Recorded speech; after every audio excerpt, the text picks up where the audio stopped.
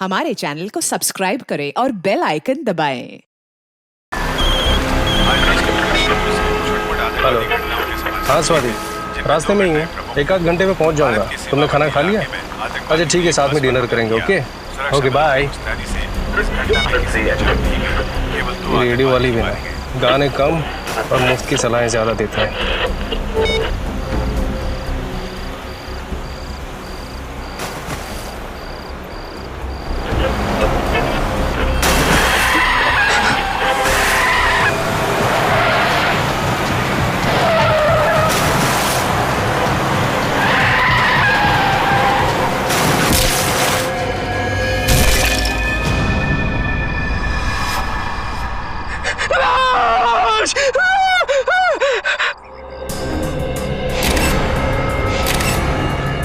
बड़ी बेरहमी से मारा इस लड़की को। पता नहीं कितने दिनों से यहाँ पे बांध के रखा गया था इसे। सर बड़े बड़े मुजरिम देखे, बड़े बड़े खूनी देखे, लेकिन ऐसा खूनी पहली बार देख रहा हूँ जो खून करने के बाद लाश को स्कैकरो बना देता है। दिमाग खराब है इस खूनी का। क्या हुआ क्या था आपको? क्या देखा था आपने यहाँ पे? सर मैं रात को जब आ रहा था तो मुझे झपकी लग गई, गाड़ी आपे से बाहर हो गई और इस खेत में आके स्कैरक्रो से जा टकराई। मैंने देखा कि ये स्कैरक्रो नहीं, लड़की की लाश है। तुरंत ही मैंने सर आपको कॉल कर दिया। आप लोग यहाँ रहते हैं, आप लोगों के खेत हैं यहाँ पे, और आपको पता नहीं चला किसी ने यहाँ पे लड़की की लाश गाड़ दी है? सर आप ये देखिए सर, पैरों के निशान शायद खूनी के होंगे। ये देखा, ये दायां पैर, ये निशान कुछ गहरे हैं और बाएं पैर वाले निशान हल्के। मतलब समझे फेडी? बिल्कुल सर, इसका मतलब खूनी दाएं पैर पे जोर देके चल रहा था। करेक्ट। या तो वो दंगड़ा के चल रहा होगा या फिर उसके पैर में चोट लगी होगी।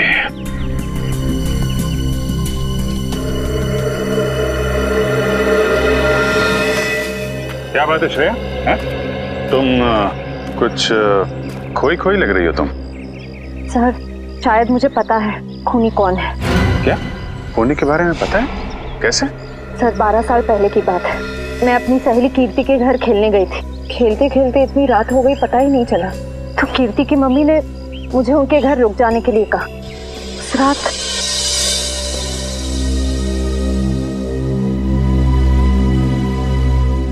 कीर्ति कहाँ चली गई?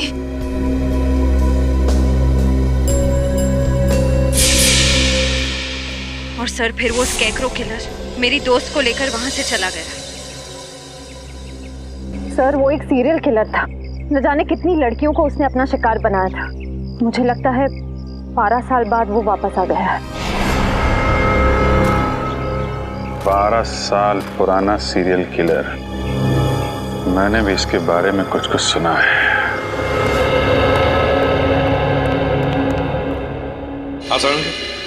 अरे बॉस, आप लोग कब आए? सालू के साहब आप काम में इतने बिजी थे तो। हाँ यार, इस लाश से बात कर रहा था मैं। क्या बताया? बहुत कुछ बताया बॉस। इनफैक्ट इसने अपनी पूरी दर्द भरी कहानी मुझे सुनाई, जिसे सुनकर मेरा दिल कांप गया। दर्द भरी कहानी? हाँ सचिन, बहुत बुरा हुआ है इस लड़की के साथ। इतनी दर्दनाक मौत हुई है इस बेचारी की कि इसका शरीर चेक करते करते मेरे रोंगटे खड़े हो गए। सर इनकी उम्र क्या होगी? उम्र लगभग 30 साल। और बॉस इसकी मौत 4-5 दिन पहले हुई है। 4-5 दिन पहले मौत हुई है इसकी? तो तू बता सकता है किस वजह से मौत हुई है?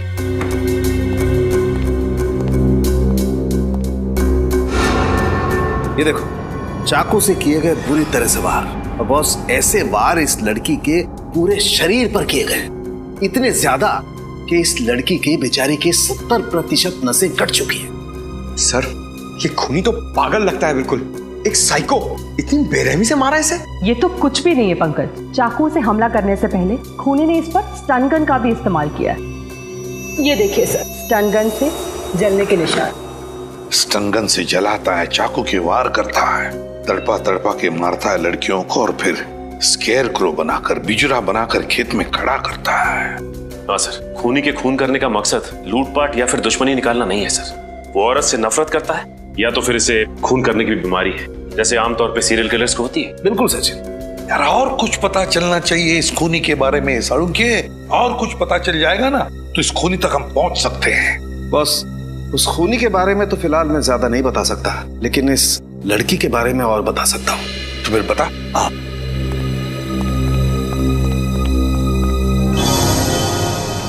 ये देख रहे हो?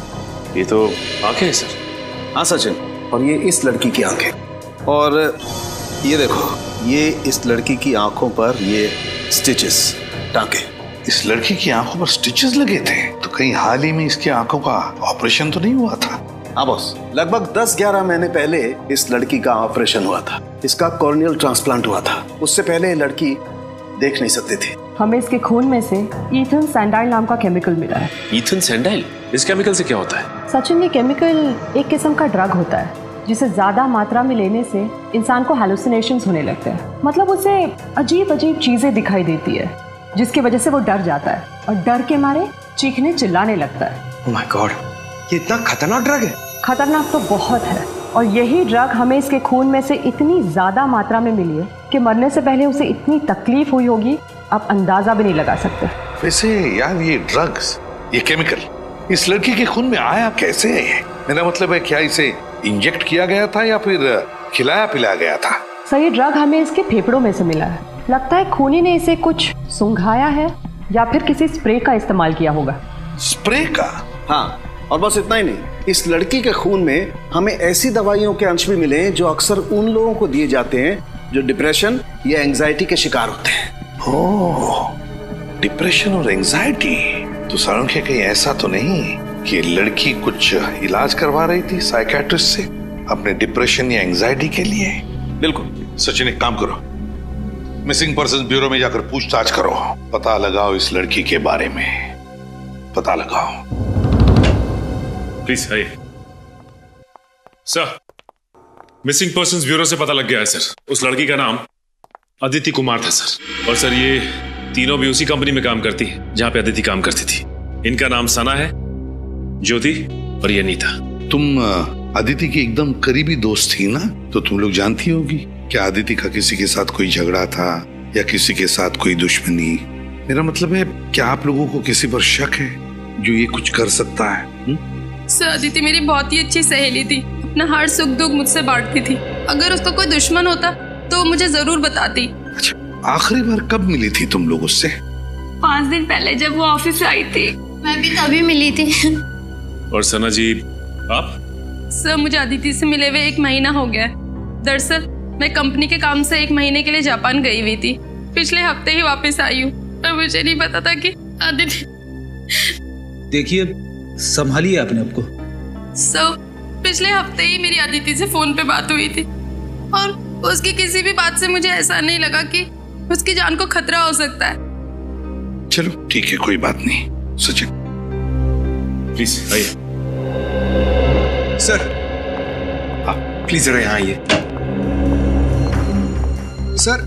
आज से 12 साल पहले, साल 2001 में जो स्कैरक्रो केस हुआ था वो मिल गया है। ये देखिए। अदिति का खून बिल्कुल उसी तरह से हुआ है जैसे 12 साल पहले लड़कियों के खून हुए थे।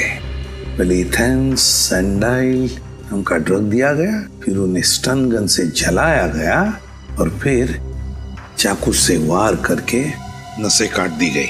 सर, मगर इसमें तो लिखा हुआ है कि खूनी 28 दिसंबर 2001 को पकड़ा गया था। उसका नाम नितिन है और वो अब भी जेल में है। तो फिर ये खून कर कौन रहा है?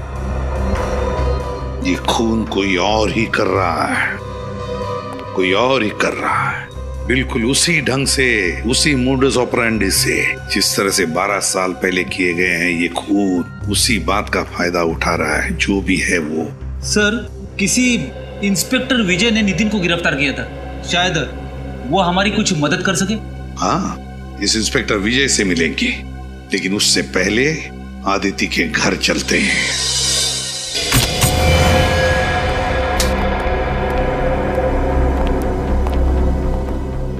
सर, न तो घर का सामान बिखरा पड़ा है, ना ही कोई तोड़ फोड़ की गई। मतलब खूनी आदिति के जान पहचान वाला होगा। सर, आदिति घर में अकेली रहती थी। अगर उसके परिवार में कोई होता तो पता चल सकता था कि उसकी मौत की वजह कोई दुश्मनी तो नहीं है। कई बार खाली पड़ा घर भी बहुत कुछ बता देता है। अच्छी तरीके से चेक करो, कुछ ना कुछ जरूर मिलेगा।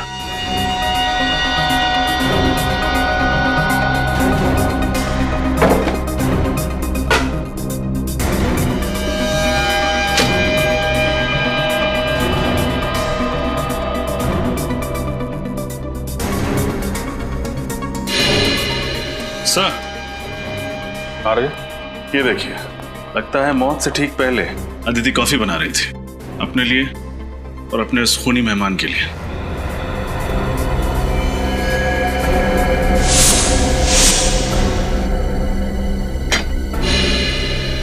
सर देखिए सर, टूटा हुआ बाज। सर ऐसा लग रहा है इस कमरे में हाथापाई हुई है। ये बात संभाल के एविडेंस बैग में डाल लो, शायद फिंगरप्रिंट्स मिल जाए। इसका मतलब जब अदिति वहाँ किचन में कॉफी बना रही थी तभी खूनी ने उस पर हमला किया, फिर यहाँ भाग के आई, यहाँ पे हाथापाई हुई और शायद उसी में वास गिर गया। शायद यहीं पे खून हुआ है उसका। सर ये डिप्रेशन वाली दवाइयाँ मिली है जिनके बारे में सालुंके साहब ने हमें बताया था। डॉक्टर वीरेन अदिति का इलाज कर रहे थे। डॉक्टर वीरेन से मिलना पड़ेगा।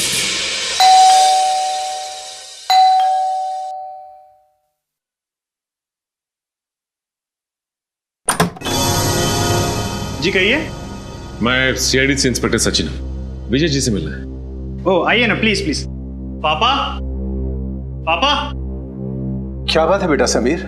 पापा सीआईडी से इंस्पेक्टर सचिन आपसे मिलना चाहते हैं। सीआईडी वालों को रिटायर्ड इंस्पेक्टर विजय से क्या काम पड़ गया? सर क्या है कि 12 साल पुराने केस के बारे में आपसे पूछना है। कौन सा केस? वही 12 साल पुराना सीरियल किलर का केस जिसमें वो लड़कियों का खून करके उनकी लाश को स्केयर क्रो बना देता था। अच्छा वो केस। ये 12 साल पुराने केस की ओर अचानक कैसे ध्यान चला गया आप लोगों का? वो क्या है कि 12 साल के बाद ये खूनी फिर से जाग उठा है और इसने एक मासूम लड़की का खून कर दिया है। और जल्द से जल्द अगर इस किलर को नहीं पकड़ा गया तो ना जाने कितनी मासूम लड़कियों की जानें जा सकती है। हाँ, मैं समझ सकता हूँ। बहुत ही खतरनाक खूनी है वो। पिछले 12 सालों में तकरीबन 15 लड़कियों को मारा है उसने, और उनमें से एक तो मेरे बेटे समीर की मंगेतर खुशबू भी थी। तक नहीं भूल पाया मैं उसे। सुन के बहुत दुख हुआ। वैसे मैंने आपकी केस फाइल पढ़ी है, उसमें लिखा है कि आपने खूनी को पकड़ लिया है। नितिन नाम है ना उसका? हाँ, नितिन नाम था उसका। असल में एक क्राइम साइट पे हमें खून का जो सैंपल मिला था उसका डीएनए नितिन से मैच हुआ था, जिसके बलबूते पर हमने नितिन को गिरफ्तार किया था। पर पता नहीं क्यों हमेशा मुझे ऐसा लगता रहा जैसे नितिन असली कातिल नहीं है। अगर आप चाहें तो ये बात खुद जेल में चलकर नितिन से पूछ सकते हैं। ये नितिन कौन सी जेल में? बिंजलपुर जेल। बिंजलपुर जेल। ये कहिए। आप डॉक्टर वीरेन ही है ना? जी हाँ, मैं ही डॉक्टर वीरेन हूँ और मेरे आज के सारे अपॉइंटमेंट्स खत्म हो चुके हैं। आपको कितने बजे का वक्त दिया था? आई एम सॉरी, हम लोगों ने अपॉइंटमेंट नहीं लिए, हम लोग सीआईडी से। सीआईडी से? क्या बात है सर? आपकी एक पेशेंट थी अदिति, किसी ने बहुत बेरहमी से उसका खून कर दिया है। खून कर दिया? कब? 13 तारीख को। बहुत बुरा हुआ। अदिति बहुत ही अच्छी लड़की थी और उसका इलाज भी काफी अच्छा चल रहा था। कब से आप इलाज कर रहे थे अदिति का? सर यही कोई 2 महीने से। आखिरी बार वो आपके पास कब आई थी? 1 मिनट सर। 7 तारीख शाम 5 बजे का अपॉइंटमेंट था उसका। क्या प्रॉब्लम क्या थी अदिति को? माफ कीजिए सर, हम इलाज शुरू करने से पहले अपने मरीज से ये वादा करते हैं कि उनकी बताई हुई हर बात गुप्त रखी जाएगी, टोटली कॉन्फिडेंशियल। और इसी भरोसे और विश्वास के दम पर मरीज अपना हर दुख और दर्द हमें बता पाता है। मैं आपकी दुविधा समझ सकता हूँ डॉक्टर वीरेन, पर यहाँ हम बात कर रहे हैं एक ऐसी लड़की की जो मर चुकी है, खून हुआ है उसका, और उसका खूनी अभी भी बाहर घूम रहा है, और उस खूनी तक पहुँचने में आप हमारी मदद कर सकते हैं। आप समझ रहे हैं ना मैं क्या कहना चाहता हूँ? जी हाँ, मैं समझ रहा हूँ। दरअसल जब से अदिति की शादी टूटी थी वो अंदर से बहुत टूट चुकी थी। अदिति की शादी टूटने की वजह? उनके अपने पति से काफी झगड़े होते थे। किस बात को लेकर होते थे ये झगड़े? छोटी छोटी बातों को लेकर और सबसे ज्यादा पैसों को लेकर। उनके पति मयूर को ये लगता था कि अदिति हद से ज्यादा खर्च कर रही है, और इसी वजह से मयूर अक्सर अदिति को डांटा करता था, और इसी वजह से उनका तलाक हो गया। और कोई परेशानी? नहीं सर, अदिति का पति ही अदिति के लिए सबसे बड़ी परेशानी थी। अदिति आखिरी बार जब मुझसे मिलने आई थी तो काफी डरी हुई थी। डरी हुई थी? हाँ सर, वो कह रही थी कि उसका कोई पीछा कर रहा है, उसे नुकसान पहुंचाने की कोशिश कर रहा है। कौन? कुछ बताया उसने? नहीं सर, ये नहीं बताया। ऐसे कहीं अदिति के खून में उसके पति मयूर का तो हाथ नहीं? आइए।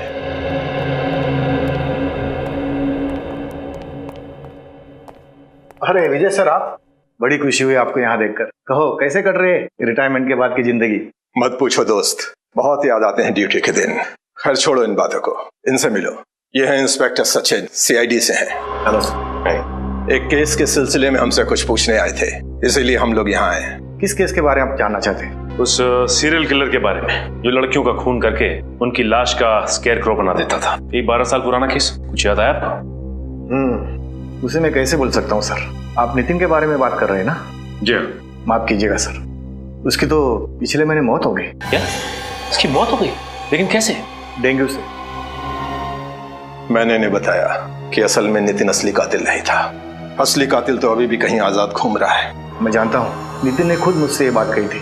उसने सिर्फ पहले खून में ही उस खूनी की मदद की थी। चिलर साहब, ऐसी बात थी तो फिर आपने पकड़ने की कोशिश क्यों नहीं की खूनी को? बहुत कोशिश की थी मगर कोई सुराग ही हाथ नहीं लगा था। लेकिन खूनी के बारे में नितिन तो जानता था, आप लोग उससे पूछ सकते थे। कई बार पूछा था सर, मगर वो उस खूनी से बहुत डरता था कि उसका नाम लेने से कांपता था। कमाल है, जेल में रहने के बावजूद आखिर ऐसी क्या वजह हो सकती है कि वो सीरियल किलर का नाम लेने से भी कांपता था? शायद उसे ये चिंता थी कहीं वो खूनी उसके बेटे रवि को भी कोई नुकसान न पहुंचा दे। नितिन का बेटा रवि? ये रवि रहता कहाँ है? मयूर, हम अदिति के बारे में कुछ पूछना चाहते हैं। अदिति मेरी पत्नी है। पत्नी है नहीं, पत्नी थी। तलाक दे दिया था ना तुमने उसे? जी हाँ, मैंने तलाक दे दिया था उसे। तो फिर खून क्यों किया? खून? अदिति का खून हो गया? हाँ, और हमें शक है कि उसका खून तुमने किया। ये बात सच है कि अदिति मेरी पत्नी थी। जब तलाक देकर हर मसले का हल निकल चुका था तो मैं उसका खून क्यों करूंगा?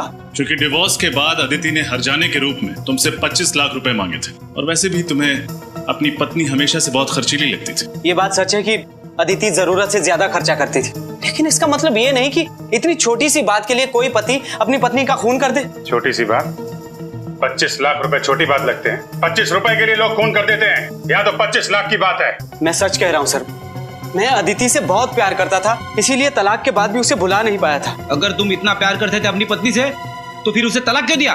क्योंकि उसने कभी मुझे प्यार किया ही नहीं था। उसने शादी तो कर ली थी मुझसे, लेकिन शादी के बाद भी अदिति अपने अतीत में ही जी रही थी, और धीरे धीरे मेरा शक यकीन में बदल गया कि शादी से पहले उसका किसी के साथ अफेयर था। और सच बात तो यह है सर कि वो उसे भुला ही नहीं पाई थी। शादी के पहले का प्रेमी कौन है वो? मैंने उससे ये बात कई बार पूछी, लेकिन उसने हर बार कहा कि मैं बेवजह उस पर शक कर रहा हूँ। कहती थी कुछ नहीं है। 13 तारीख को कहाँ थे आप? मैं मैंगलोर गया था सर, शूटिंग के लिए। एड फिल्म की शूटिंग थी। आप चाहे तो पता कर सकते हैं। जरूर। रेडी? पता लगाओ ये सच कह रहे हैं कि नहीं। शूटिंग कर रहे थे या फिर? सर, मैंने पता कर लिया, मयूर वाकई मैंगलोर में शूटिंग कर रहा था। उसने अदिति को नहीं मारा है। अगर मयूर मैंगलोर में शूटिंग कर रहा था तो फिर वो अदिति का खून कर ही नहीं सकता।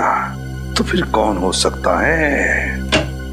बॉस, हाँ सोलंकी, इस केस में मुझे ऐसी बात पता चली है जिससे आप खूनी के और ज्यादा करीब पहुंच सकते हैं। अच्छा, बता।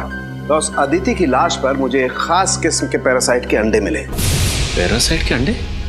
इस पैरासाइट से क्या होता है सर? सचिन, मेडिकल भाषा में इसे लंग फ्लूक या पैरागोनिमस वेस्टरमनी कहते हैं। पैरागो? तुम रहने दो फ्रेडी, तेरे बस की बात नहीं है यार। कोई बात नहीं सालुंके साहब, वैसे नाम में क्या रखा है? आप प्लीज इतना बता दीजिए कि इस पैरासाइट के अंडे की खासियत क्या है? सबसे बड़ी खासियत ये है कि ये पैरासाइट हमारे देश में होता ही नहीं। क्या मतलब? मतलब ये बॉस, ये एक जापानी पैरासाइट है। Japanese parasite? हाँ बॉस, जापान के 80% मीठे पानी के केकड़ों में ये पैरासाइट मिलता है। और क्योंकि ये फ्रेश वाटर क्रैब जापान की एक डेलिकेसी है, लोग बहुत चाव से इसे खाते हैं, इसलिए जापानी लोगों के शरीर में ये पैरासाइट अपने आप पहुंच जाता है। लेकिन सर, अदिति तो कभी हिंदुस्तान से बाहर गई नहीं, तो ये जापानी पैरासाइट इसके शरीर में आया कहाँ से? सचिन, अदिति नहीं गई होगी, और उसकी दोस्त सना, वो तो जापान गई है ना। मैं कंपनी के काम से 1 महीने के लिए जापान गई हुई थी। सर, कहीं इन सब के पीछे सना का हाथ तो नहीं? सना से मिलना पड़ेगा।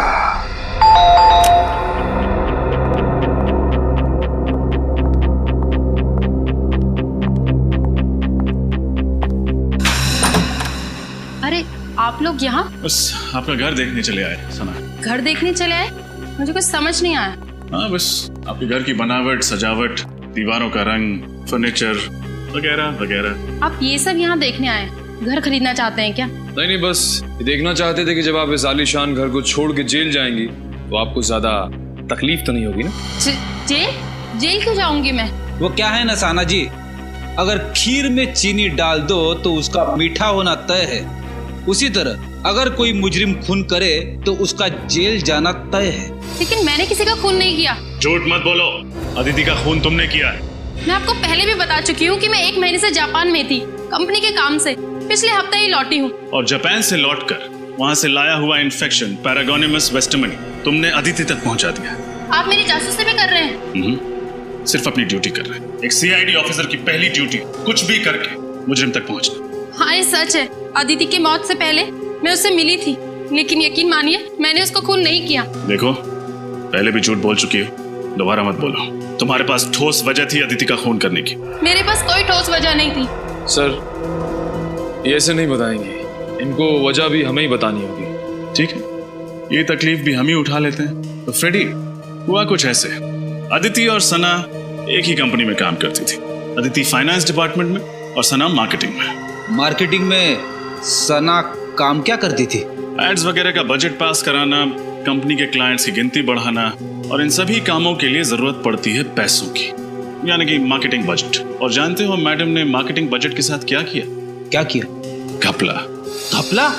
6 महीने के अंदर पूरे 15 लाख का घपला। अरे बाप रे, जिस थाली में खाया उसी थाली में छेद कर दिया। ये क्या बकवास किए जा रहे हैं आप लोग? ये सब झूठ है। यही सच है। हमें अदिति के ऑफिस से तुम्हारी काली करतूतों का पूरा ब्यौरा मिला है। अदिति जानती थी तुम्हारी हेरा फेरी के बारे में। तुम्हें डर था कि अदिति सबके सामने तुम्हारा भांडा फोड़ देगी, इसलिए तुमने उसे अपने रास्ते से हटा दिया। हाँ, ये सच है कि मैंने 15 लाख का घपला किया था, लेकिन मैंने अदिति का खून नहीं किया सर। तो जापान से लौटकर अदिति से मिलने क्यों गई थी? उसकी पूजा करने? उससे विनती करने गई थी कि वो बॉस को मेरी शिकायत ना करे। इस वक्त कौन आ सकता है? कौन है? आ रही हूँ बाबा।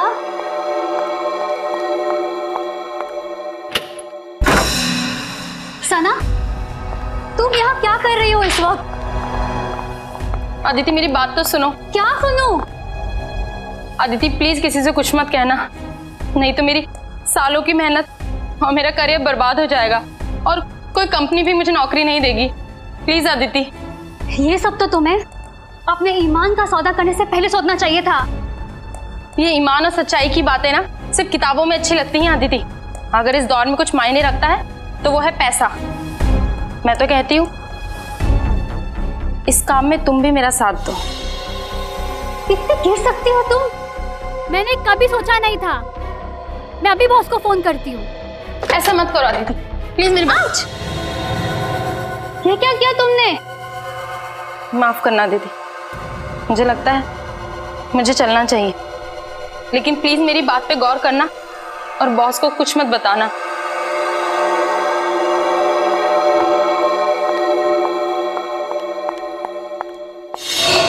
शर्म आनी चाहिए तुम्हें। पहले तुमने गुनाह किया, फिर अदिति को भी बहकाने की कोशिश की। वो कहते हैं ना सर, एक गुनाह को छुपाने के लिए 100 गुनाह करने पड़ते हैं। मैं अदिति को अपने जैसा बनाना चाहती थी, लेकिन मैंने उसको खून नहीं किया। 13 तारीख को जिस दिन अदिति का खून हुआ, तुम कहाँ थी? मैं अपनी कंपनी के कॉन्फ्रेंस में थी सर। आप चाहे तो उनसे पूछ सकते हैं। 13 तारीख को आप ऑफिस के कॉन्फ्रेंस में थी या नहीं, इसका पता तो हम लगा ही लेंगे।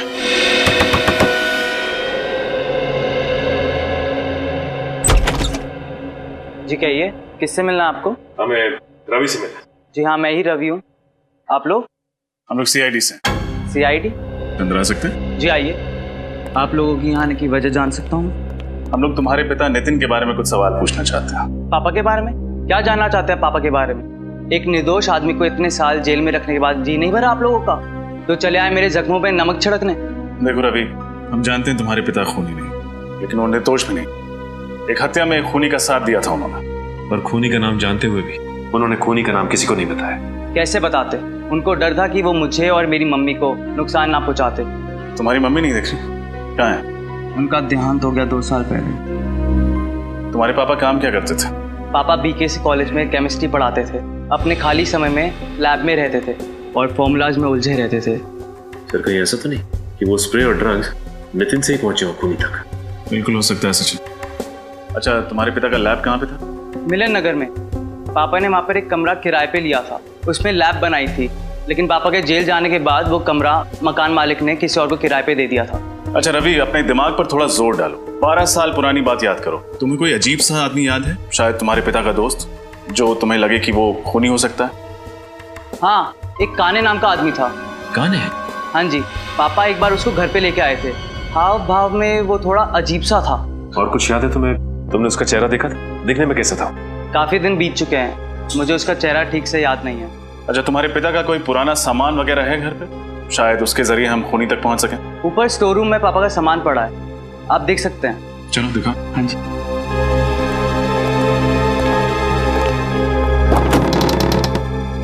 आइए सर, पापा का सारा सामान यहीं पर ही है। शुक्रिया। सारा सामान अच्छे से चेक करो, देखो कुछ खास मिलता है कि?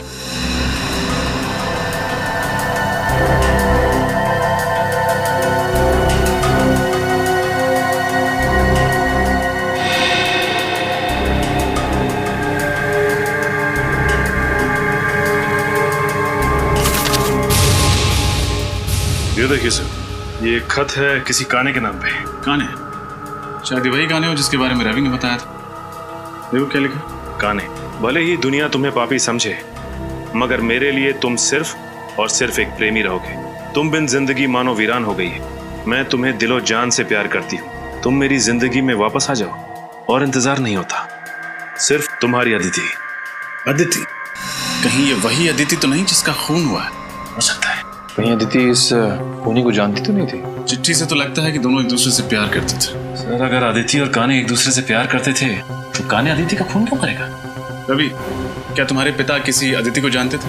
नहीं सर, किसी अदिति को तो नहीं जानते थे। तो फिर ये काने का खत नितिन तक कैसे पहुंचा? सचिन, काने और नितिन दोस्त थे। हो सकता है काने ने नितिन का पता अदिति को दिया हो चिट्ठी भेजने के लिए। केस तो और भी उलझता जा रहा है। सना की कॉन्फ्रेंस का सीसीटीवी फुटेज देखकर लगता है ये खून सना ने नहीं किया है। लेकिन अगर ये खून सना ने नहीं किया तो फिर किसने किया?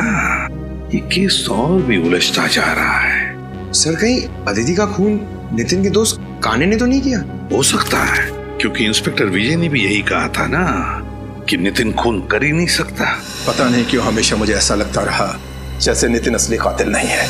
मगर सर, अदिति ने काने को जो खत लिखा था उससे तो साफ साफ पता चल रहा है कि दोनों एक दूसरे को बहुत प्यार करते थे।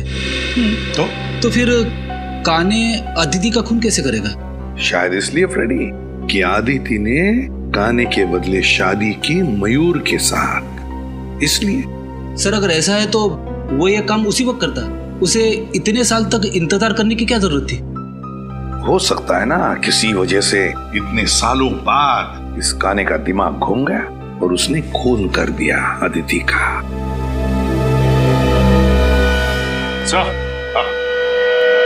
ये देखिए सर, इस सीरियल किलर के बारे में छपी एक रिपोर्ट 12 साल पुरानी। 17 जून 2001 स्केयरक्रो किलर ने एक और लड़की को अपना शिकार बनाया। मरने वाली लड़की 24 साल की थी, MBA की पढ़ाई कर रही थी। उसका नाम नम्रता था। उसके छोटे भाई वीरेन ने उसे बचाने की नाकामयाब कोशिश की और इस हादसे में वीरेन की टांग बुरी तरह से जख्मी हो गई, मगर बेचारी नम्रता मारी गई। माय गॉड, ये वीरेन है। ये वीरेन तो अदिति का साइकियाट्रिस्ट डॉक्टर वीरेन है। ये डॉक्टर वीरेन? जी हाँ, मैं डॉक्टर वीरेन हूँ। 12 साल पहले जिस नम्रता का खून हुआ उसका भाई वीरेन, आज का अदिति का साइकियाट्रिस्ट डॉक्टर वीरेन। तो अब आई बात समझ में। डॉक्टर वीरेन अपनी बहन की मौत का बदला ले रहा है, अपनी बहन के खून का बदला। जब अदिति उसके पास इलाज के लिए आ रही थी तब डॉक्टर वीरेन को पता चला कि अदिति प्यार करती है उस काने से, उस सीरियल किलर से जिसने नम्रता का खून किया था। बदला लेने के लिए उसने अदिति को भी वही दर्दनाक मौत दी जो उसकी बहन नम्रता को काने ने दी थी। डॉक्टर वीरेन। मगर सर, वीरेन तो एक डॉक्टर है, एक साइकियाट्रिस्ट है। ये खून वीरेन ने किया है? हाँ सचिन, अदिति का खून डॉक्टर वीरेन ने ही किया है। उठाओ इस वीरेन को।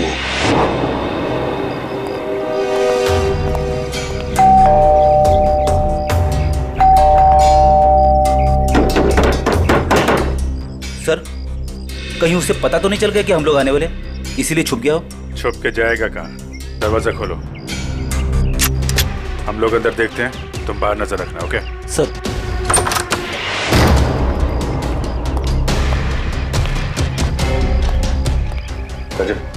पूछते हैं।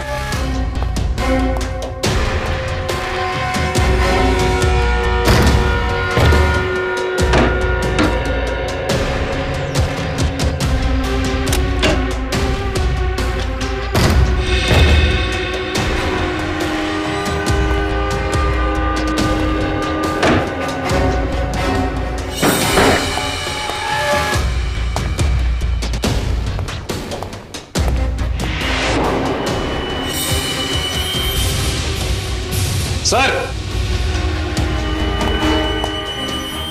रजत, यहां सर।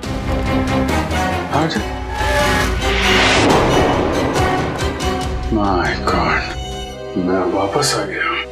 जरूर ये वीरेन नहीं लिखा होगा। हो सकता है सर, और हमें दिखाने के लिए लिखा है।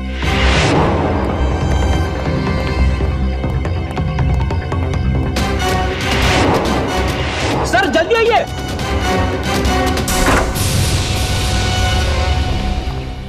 ये देखिए sir, doctor Viren. Doctor Viren, वो खूनी काने हमसे पहले यहाँ पहुंच गया और हमें चैलेंज भी किया। अंदर दीवार पर लिख दिया, मैं वापस आ गया हूँ, आई एम बैक। जाएगा कहाँ? लेकिन एक बात समझ में नहीं आ रही, उसे पता कैसे चला कि डॉक्टर वीरेन ने अदिति का खून किया है? इंस्पेक्टर विजय, नितिन के साथ जेल में ये जो कैदी था अविनाश, दोनों की अच्छी दोस्ती थी क्या? हाँ, नितिन वैसे तो किसी से ज्यादा बातचीत नहीं करता था, पर अविनाश को अपने दुख दर्द जरूर बताता था। तो फिर असली स्कैरक्रो के बारे में उसने अविनाश को जरूर बताया होगा। जी हाँ, ये हो सकता है। हेलो, कहाँ? ठीक है सर, उस खबरी रघु का फोन कह रहा था अविनाश आजकल शहर के मंडोबा इलाके में रह रहा है। मंडोबा इलाका? जी सर। अगर अविनाश पकड़ा जाएगा तो उससे हमें जानकारी मिल जाएगी, तो असली स्कैर को हमारे हाथ लग जाएगा। श्रेया, एक काम करो, एसीपी साहब को इन्फॉर्म करो कि हम इंस्पेक्टर विजय के साथ इस मंडोबा इलाके में जा रहे हैं। जी सर। सर, स्कैरक्रो काने तक हमें सिर्फ 2 लोग पहुंचा सकते थे, नितिन और अदिति, पर दोनों मर चुके हैं सर। हाँ सर, न जाने ये खूनी कब पकड़ा जाएगा। 12 साल से आजाद घूम रहा है। 12 साल पकड़ा जाएगा वो सचिन, जरूर पकड़ा जाएगा। उसके पापों का घड़ा भर चुका है। फ्रेडी, वीरेन के घर से जो पेपर मिले उनसे क्या मिला? सर, इस वीरेन ने अच्छी खासी रिसर्च कर रखी थी उस खूनी के बारे में। उसके एक एक जुर्म का आर्टिकल वगैरह संभाल के रखा था। शायद काफी समय से इंतजार कर रहा था वीरेन उससे बदला लेने का। और अदिति की इलाज के पेपर्स? हाँ सर, आंखों के ऑपरेशन के बाद अदिति ने जब काने को देखा तो उसने उसका हुलिया भी बताया था वीरेन को। सांवला सा रंग, घने बाल, कद 5 फीट 10 इंच। उसने ये भी बताया था कि जब वो देख नहीं सकती थी तब उसका अंधापन दोनों के पैर के बीच दीवार नहीं बन पाया, क्योंकि काने खुद कलर ब्लाइंड था। क्या कहा? Colour blind? काने कलर ब्लाइंड है? हाँ सर। Colour blind? कद 5 फुट 10 इंच, सांवला रंग, घने बाल और कलर ब्लाइंड। ये तो विजय है। माफ कीजिएगा, मुझे कलर ब्लाइंडनेस है इसलिए। आइए। वही इंस्पेक्टर विजय जिसने नितिन को गिरफ्तार किया था? हाँ पंकज, वही इंस्पेक्टर विजय। उसी पर जिम्मा था उसे पकड़ने का, इसीलिए तो हाथ नहीं लग रहा है ये स्केयरक्रो किलर। हाँ सर, और इसीलिए वो हमारी मदद करने के लिए तुरंत तैयार हो गया, ताकि अदिति के खूनी तक पहुंच सके और वीरेन को मार सके। एग्जैक्टली। सर, दया सर और श्रेया की जान खतरे में। वो दोनों भी तो इंस्पेक्टर विजय के साथ में हैं। फोन करो जल्दी दोनों को। सर, दया सर का फोन नहीं लग रहा है और श्रेया का फोन भी नहीं लग रहा है। कहीं कुछ हुआ तो नहीं? मंडोबा इलाका, लोग वहीं गए हैं ना? मंडोबा इलाका चलते हैं।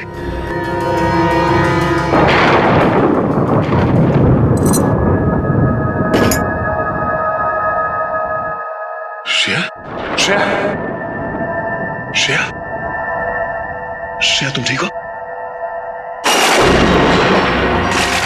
सर, हम यहाँ इस हालत में? लगता है जब हम लोग यहाँ इस घर में घुसे तब किसी ने हम पे हमला किया होगा। सर, कहीं ये काम उस काने का तो नहीं? काने? हाँ, हो सकता है।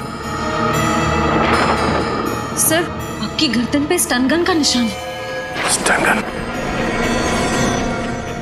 ओह, निशान तो तुम्हारे गर्दन पे भी है। इसका मतलब है उसने स्टन गन से उसने हमें बेहोश किया। श्रेया, इंस्पेक्टर विजय का कहीं काने ने उनके साथ कुछ न कर दिया हो।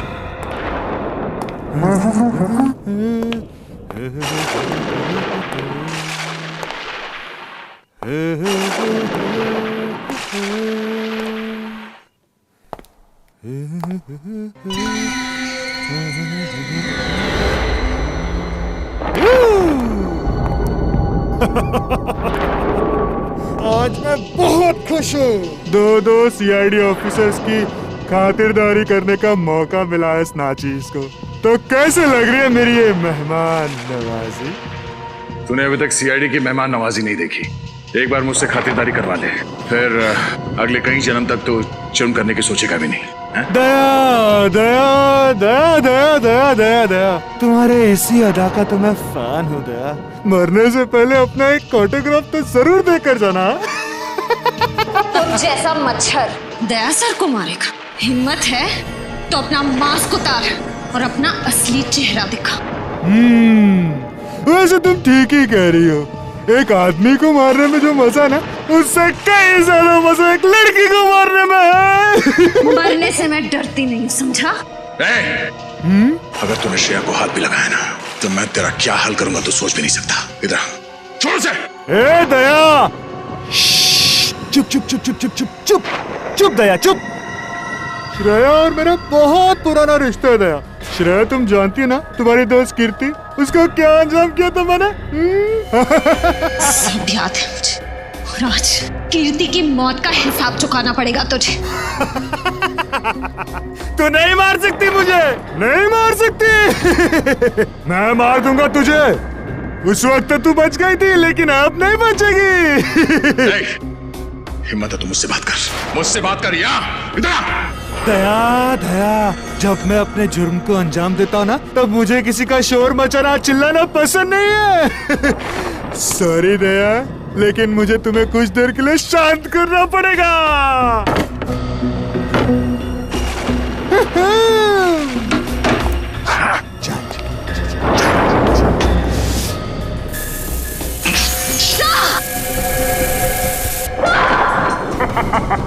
ये क्या किया तूने? घबराओ मत, दया मरेगा नहीं, सिर्फ डरेगा। जो लोग जरूरत से ज्यादा बहादुर बनने की कोशिश करते ना, उनके लिए सिर्फ ये एक ही इलाज है। उनको इतना डराओ कि अपने कायरता के बोझ तले मर जाए। मैं कहाँ हूँ? मैं कहाँ हूँ? Sir, Shreya sir, Shreya, Abhijeet, ACP sir. देखा तुमने, डर के मारे एसीपी अभिजीत को याद कर रहा है। मुझे भी लग रहा है। मुझे भी बहुत चिंता हो रही है। जल्दी से जल्दी मिलना चाहिए। सर, ये रही गाड़ी।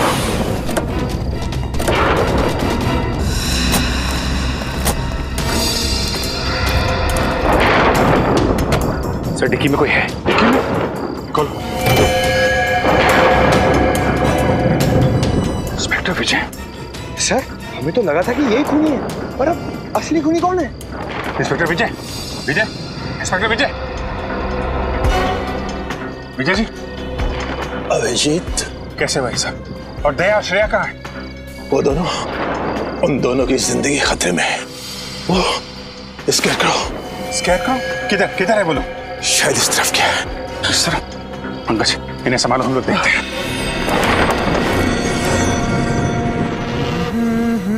बैंग। श्रेया श्रेया श्रेया श्रेया श्रेया श्रेया श्रेया, मैं आदमी बुरा नहीं हूँ, बस थोड़ा से नरम दिल का हूँ। मुझसे किसी की बुराई देखी नहीं जाती।